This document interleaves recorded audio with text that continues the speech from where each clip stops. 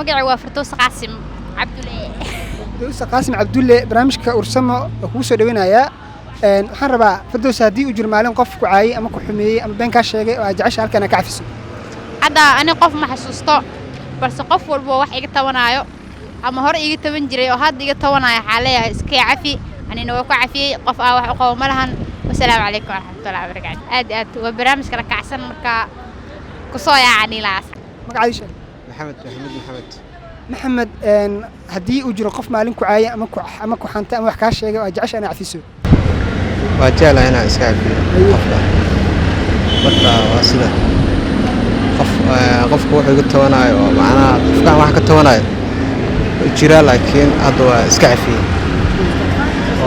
ومعنا نرشي قرب كمية ومعنا إيجستي. لكن هذا عفيسة أجيسكا. أنا ما قفكي واحد قلت وانا وجعله إنه إسكافي. مرة واسدة.